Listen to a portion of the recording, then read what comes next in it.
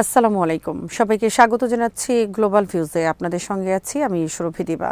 আজ জানাবো আন্তর্জাতিক গণমাধ্যমে আলোচিত সংবাদ ও বিশ্লেষণ। ইরানে যুদ্ধ বন্ধ করতে গিয়ে ভয়াবহ সমস্যার আবর্তে ঘুরপাক খাচ্ছেন মার্কিন প্রেসিডেন্ট ডোনাল্ড ট্রাম্প। না পারছেন যুদ্ধ চালিয়ে যেতে, না পারছেন সম্মানজনক উপায়ে বেরিয়ে আসতে। যথার্থই বলেছেন জার্মানির চ্যান্সেলর ফ্রেডরিক মার্জ। ইরানের সঙ্গে চলমান যুদ্ধে যুক্তরাষ্ট্র চরম অপমানিত ও অপদস্থ হচ্ছে বলে মন্তব্য করে তিনি সতর্ক করে বলেছেন, এই যুদ্ধে ইরান বর্তমানে সুবিধাজনক অবস্থানে রয়েছে এবং ওয়াশিংটনের সামনে এই সংঘাত থেকে বেরিয়ে আসার কোনো সুস্পষ্ট পথ নেই। সোমবার জার্মানির মার্সবার্গ শহরে শিক্ষার্থীদের উদ্দেশ্যে দেয়া ভাষণে চ্যান্সেলর মার্জ বলেন, বর্তমান পরিস্থিতি যুক্তরাষ্ট্রকে এক গভীর কৌশলগত সমস্যার মুখে ফেলে দিয়েছে। তিনি অতীতে মার্কিন সামরিক অভিযানগুলোর ব্যর্থতার উদাহরণ টেনে বলেন, এ ধরনের সংঘাতের বড় সমস্যা হলো এতে শুধু জড়িয়ে পড়াটাই শেষ কথা নয়, এখান থেকে সম্মানজনকভাবে বেরিয়ে আসাও জরুরি। অত্যন্ত বেদনাদায়ক হলেও সত্য, আমরা ২০ বছর ধরে আফগানিস্তানে এমনটাই দেখেছি এবং ইরাকের ক্ষেত্রেও একই চিত্র দেখা গেছে। দ্রুত ইরান যুদ্ধ শেষ করার আহ্বান জানিয়ে জার্মান চ্যান্সেলর সতর্ক করেন, এই যুদ্ধের আঁচ জার্মানির অর্থনীতিতেও লাগতে শুরু করেছে। বর্তমান যুদ্ধ পরিস্থিতি অত্যন্ত জটিল আকার ধারণ করেছে। তিনি বলেন, এই সংঘাতের কারণে জার্মানিকে প্রচুর অর্থ ব্যয় করতে হচ্ছে। বৈশ্বিক অর্থনীতির অস্থিতিশীলতা সরাসরি জার্মানির স্বার্থে আঘাত হানছে। চ্যান্সেলর মার্জ মনে করেন, ওয়াশিংটনে এমন এক যুদ্ধে লিপ্ত হয়েছে যেখানে জয়লাভের চেয়ে সম্মান বাঁচিয়ে প্রস্থান করাই এখন বড় চ্যালেঞ্জ হয়ে দাঁড়িয়েছে। বর্তমান প্রেক্ষাপটে তেহরানের কৌশল অবস্থান ওয়াশিংটনকে আরও কোণঠাসা করে দিচ্ছে বলেও তিনি উল্লেখ করেন। জার্মান চ্যান্সেলর এমন সময়ে মার্কিন ব্যর্থতার স্পষ্ট চিত্র তুলে ধরলেন যখন ইরান ও রাশিয়ার মধ্যে বিদ্যমান কৌশলগত অংশীদারিত্বকে অটুট হিসেবে অভিহিত করেছেন ইরানের পররাষ্ট্রমন্ত্রী সৈয়দ আব্বাস আরাকচি। ইরান যুদ্ধে রাশিয়ার এই অবস্থান তেহরানকে কৌশলগতভাবে বেশ এগিয়ে দিয়েছে বলে মন্তব্য করেছেন বিশ্লেষকরা। মঙ্গলবার মস্কোতে উচ্চ পর্যায়ের বৈঠক শেষে সামাজিক যোগাযোগ মাধ্যম এক্সে দেয়া এক বিবৃতিতে ইরানি পররাষ্ট্রমন্ত্রী বলেন, সাম্প্রতিক আঞ্চলিক ঘটনাবলী তেহরান ও মস্কোর সম্পর্কে গভীরতাকে আরও সুস্পষ্টভাবে ফুটিয়ে তুলেছে। মধ্যপ্রাচ্যে ইসরায়েল এবং তার পশ্চিমা সমর্থকদের অস্থিতিশীল নীতির ফলে সৃষ্ট ব্যাপক পরিবর্তনের প্রেক্ষাপটে আরাকচি মস্কোতে সর্বোচ্চ পর্যায়ে বৈঠক করেন। তিনি বলেন, এই অঞ্চল যখন বড় ধরনের পরিবর্তনের মধ্য দিয়ে যাচ্ছে তখন রাশিয়ার সঙ্গে সর্বোচ্চ পর্যায়ে যুক্ত হতে পেরে আমি আনন্দিত।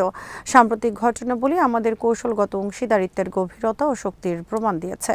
তিনি জানান, দুই দেশের সম্পর্ক ক্রমাগত বৃদ্ধি পাচ্ছে এবং কূটনৈতিক প্রচেষ্টায় রাশিয়ার সংহতি ও সমর্থনের জন্য ইরান কৃতজ্ঞ। সোমবার রুশ প্রেসিডেন্ট ভ্লাদিমির পুতিন এবং পররাষ্ট্রমন্ত্রী সের্গেই ল্যাভরভের সঙ্গে সৌজন্যমূলক বৈঠক করেন আরাকচি। ইরানের জনগণ তাদের জাতীয় সার্বভৌমত্ব রক্ষার জন্য সাহস ও বীরত্বের সঙ্গে লড়াই করছে বলে বৈঠকে মন্তব্য করেন পুতিন। প্রেসিডেন্ট পুতিন ইরান ও এই অঞ্চলের দেশগুলোর স্বার্থ নিশ্চিত করতে এবং দ্রুত শান্তি ফিরিয়ে আনতে রাশিয়ার পক্ষ থেকে সব ধরনের প্রয়োজনীয় পদক্ষেপ নেওয়ার আশ্বাস দেন। এছাড়া তিনি ইরানের ইসলামী বিপ্লবের বর্তমান সর্বোচ্চ নেতা আয়াতুল্লাহ সৈয়দ মুজতবা খামেনির কাছ থেকে একটি লিখিত বার্তা পাওয়ার কথা উল্লেখ করেন।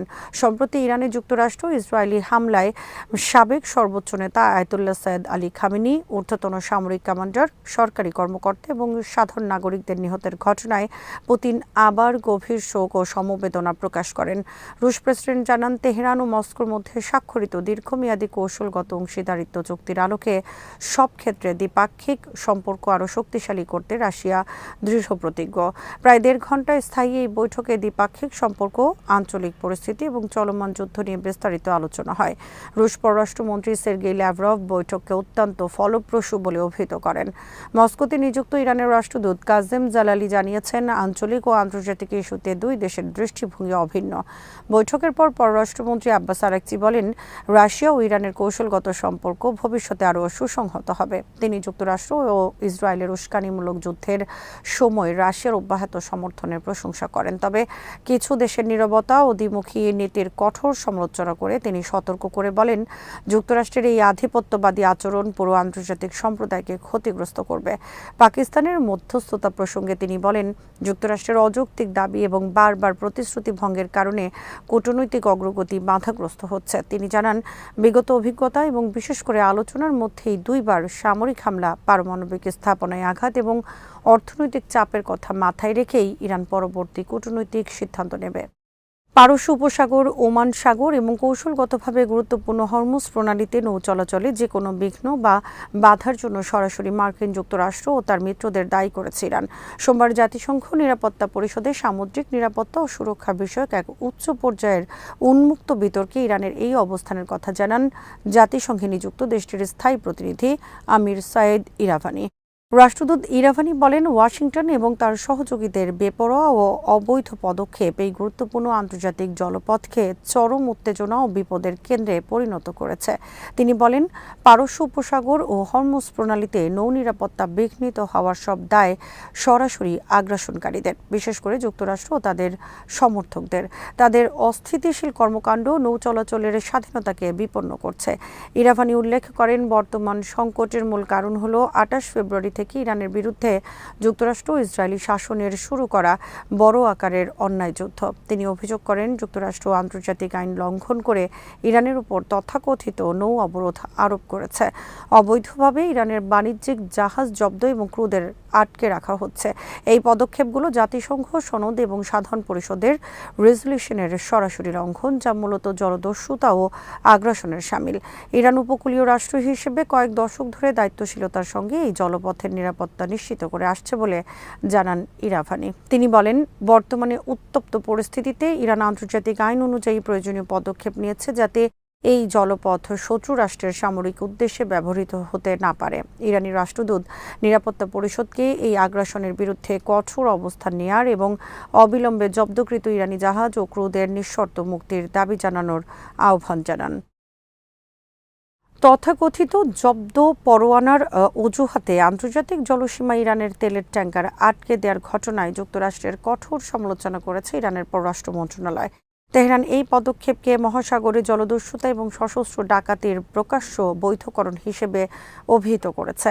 সোমবার মন্ত্রণালয়ের মুখপাত্র ইসমাইল বাকাই এক বিবৃতিতে এই প্রতিক্রিয়া জানান। সম্প্রতি মার্কিন কর্তৃপক্ষ ভারত মহাসাগর থেকে এমটি ম্যাজেস্টিক এবং এমটি টিফানি নামক দুটি জাহাজ আটকের দাবি করার পর এই বিবৃতি এলো। প্রতিবেদনে বলা হয়েছে, জাহাজ দুটির প্রতিটিতে প্রায় ১৯ লক্ষ ব্যারেল করে ইরানি তেল ছিল।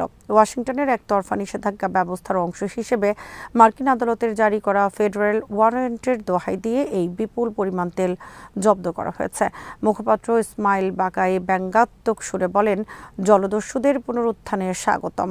পার্থক্য শুধু এই যে তারা এখন সরকারি পরোয়ানা নিয়ে কাজ করে। দাপ্তরিক পতাকাবাহী জাহাজে লুটতরাজকে আইন প্রয়োগ বলে চালিয়ে দেয়। বাকাই জোর দিয়ে বলেন, এই ধরনের নির্লজ্জ ও আইনহীন আচরণের জন্য যুক্তরাষ্ট্রকে সম্পূর্ণ জবাবদিহি করতে হবে। তিনি একে আন্তর্জাতিক আইন এবং মুক্ত বাণিজ্যের উপর সরাসরি আঘাত হিসেবে বর্ণনা করেন। তার মতে, যুক্তরাষ্ট্রের এই কর্মকাণ্ড আন্তর্জাতিক সমুদ্র সীমার নিরাপত্তা সংক্রান্ত মৌলিক নীতিগুলোকে হুমকির মুখে ফেলছে।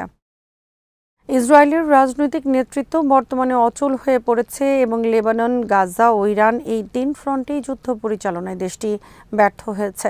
হিব্রু দৈনিক মাআরিফ এর সামরিক প্রতিবেদক ও বিশিষ্ট জায়নবাদী বিশ্লেষক আভি আশকেনাজি এক নিবন্ধে এই বিস্ফোরক দাবি করেছেন। প্রতিবেদনে আশকেনাজির এই বিশ্লেষণ তুলে ধরে বলা হয়েছে, ইসরায়েল বর্তমানে এক নজিরবিহীন সামরিক ও রাজনৈতিক সংকটের মধ্য দিয়ে যাচ্ছে। আভি আশকেনাজির মতে, ইসরায়েলের বর্তমান সরকার অত্যন্ত দুর্বল এবং তারা সঠিকভাবে কাজ করতে পারছে না। পরিস্থিতি এমন পর্যায়ে পৌঁছেছে যে ইসরায়েলের অভ্যন্তরীণ ও বাহ্যিক সিদ্ধান্ত গ্রহণে বহিঃশক্তির প্রভাব স্পষ্ট হয়ে উঠেছে। বিশ্লেষক উল্লেখ করেন, ইরানের সামরিক ও কৌশলগত অবস্থান ইসরায়েলের নীতি নির্ধারণে বড় ধরনের প্রভাব ফেলছে। মার্কিন প্রেসিডেন্ট ডোনাল্ড ট্রাম্পের সিদ্ধান্তগুলো ইসরায়েলি সরকারের কার্যকলাপে প্রভাব ফেলছে।